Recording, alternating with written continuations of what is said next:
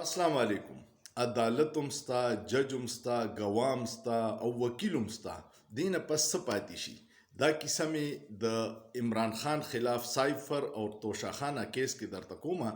پرون ډیر عجیبه کارو په حکومت باندې ډیره لوی سخته ده، ځکه چې د تحریک انصاف او عمران خان خلاف څومره ظلم کېدی شو، د هغې نه باوجود هم د هغوی عوام او د عمران خان رشته ماته نه کړه. نو اوس دا کوي چې په سایفر کیس کې ورله او په توشاخانه کې ورله د 8 فروری نه مخکې سزا واوري، ځکه چې ټول صحافیان کم د دننه نه خبر دي، منصوبې نه هغوی دا خبرې کوي او د دې یو بیکګراوند دی او بیکګراوند یې دا دی چې عوام مشتعل شي او بیا دوی ته یو موقع میلاو شي چې عوام توړ پوړ کړي او دوی د الیکشن نه د تښتېدو څه لاره جوړه کړي یا په تحریک انصاف باندې پابندي ولګوي. دا دوه خبرې کیدی شي. خو پرون یې دا چل کو چې د 9 بجو نه ټرایل سهار شروع شو، د نیمې شپې پورې روانو او عجیبه کار دا و چې اول یې د تحریک انصاف وکیلان دننه نه پرېښودو چې بیا کله د شاه محمود قریشي لور هغوی ته ووایي چې زموږ وکیلان خو بار ولاړ دي او دوی د جیل دروازې ورته بندې کړي نه راپرېږدي. نو بیا چې وکیلان راله بیا یې د عمران خان دی حق دفاع ختمه کړه چې عمران خان وکیلان به په دې کیس کې غږ نشي کولی. هغوی ول سرکاري وکیل چې دی هغه عباسي صاحب هغه مطالبه کړې چې عمران خان له پانسي ورکړي او د هغه د دفتر اسسټنټ جج صاحب د عمران خان وکیلان مقرر کړي چې دوی به کوي او د عمران خان خپل وکیلان به په هغه باندې جرا نه کوي. او پرون حیرت انګیز طور 9 ګواهانو باندې جرا وکړه چې ټول نه اهم پکې د اعظم خان. نو دا آئین اور قانون بری طرح پامال کوي. دا د سره د عدالتي تاریخ کې په پاکستان کې نه په دنیا کې به نه شوي چې په 24 غنټو کې کیس سار د 9 نه شروع شوي د نیمې شپې پورې رواني چې په څه طریقه باندې زر سزا واوري، تش د فایلونه خېټه ډکوي. نور کو دا بیا په اپیل کې لاړ شي په ورځ به ختم شي.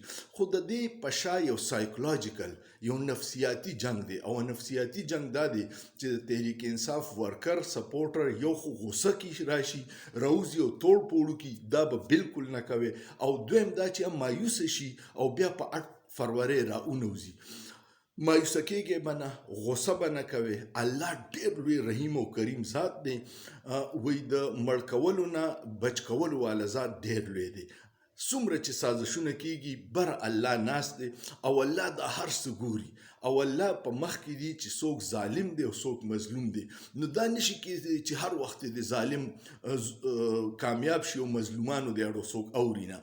نو په دې وجه باندې بالکل چې دا فیصله وشي ښه په حوصله واورئ او په یو غوږ واورئ او په بل غوږ وباسئ او تیاری صرف د 8 فروری وکړئ چې په ګڼ تعداد خور، مور، ترور، چاچی، ماما، مامی، ګاونډي، کاکا، هر سړی په ګڼ شمیر سره وختي لاړ شي چې دوی ته څه بانه میلاو نشي او بیا د هر پولینګ سټیشن باندې د خپل ووټ حفاظت وکړي چې آیا تاسو ووټ اچولی دی او هغه د بل د بکسې نه راونوځي، تاسو ووټ اچولی دی او هغه دوی ضایع نه کړي، تاسو ووټ اچولی دی او په شمار کې رانولي.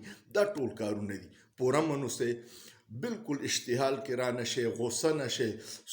5 سزا هم ورته عمران خان ته واوري. نو بالکل پې پروا مه کوئ. دا اولنی عدالت دی، دې نه پس سیشن دی، بیا های کورټ دی، بیا سپریم کورټ دی. د هغې نه چې ریجیکټ شي بیا صدر مملکت ناست دی چې صدر مملکت ته اپیل وشي او هغه هم ریجیکټ شي بیا پانسیاني. نو دا دوی صرف د عوام سره نفسیاتي جنگ کوي او په نفسیاتي جنگ کې د دوی دا خیال دی چې عوام به بیا غوسه شي، راوبوځي، توړ پوړ به وکړي او موږ ته به موقع میلاو شي چې د هغوی خلاف نور سخت انتقامي کاروایانې وکړو یا د 8 فروری د الیکشن نه وتښتو. دا زمونږ ملک دی، مونږ ټول محب وطن یو. دا ملک به مونږ جوړو. دا ګوري ګلزار ملک د یو 15% اشرافیه په شکنجه کې دی، یو فرسوده نظام دی. د دې نه به خلاصو او پوره من به اوسئ. بالکل به تشدد لاره، د غصې لاره نه اپناوئ. صرف به د 8 تاریخ انتظار کوئ او هغه اوس ډېر نږدې دی، 8 ورځې پاتې دي. هغې ورځ باندې به خپل ووټ اچوئ. د عمران خان خلاف دا څومره انتقامي کاروایانې چې کېږي دا د دې الیکشنه پورې دي چې د دوی کوم لندن پلان دی چې یا کامیاب شي او اوسه پورې ناکامه دی، ځکه چې د اتوار په په ورځ کم په ګڼ تعداد کې ټول پاکستان کې خلک راووته، د هغې نه پسې په سبا باندې په یو ورځ کې ټول کیس سر ته رسولو. نو را روانې 24 نه 48 غنټې ډېرې ضروري دي، خو پای کې به تاسو بالکل نه اشتعال کوئ، نه به توړ پوړ کوئ، بالکل به پوره من اوسئ او په 8 فروری باندې به راوځئ او خپل د ووټ په طاقت باندې به د فرسوده نظام له شکست ورکوئ. امید لرم زما دا خبرې به ستاسو خوښې شوي. دا دې وخت کې د هوشمندۍ نه کار اخیستی او دا ویډیو ډیره شیر کړئ چې هر دوست ته، یار ته، ملګري ته ورسي دا پیغام چې هسې نه په غوسه کې څه داسې حرکت وکړي چې ځان ته هم نقصان کړي او خاندان ته هم نقصان کړي. بالکل به داسې نه کوئ. وعده ده، سوچ پې وکړئ، په سوچ کې څه ګناه نشته.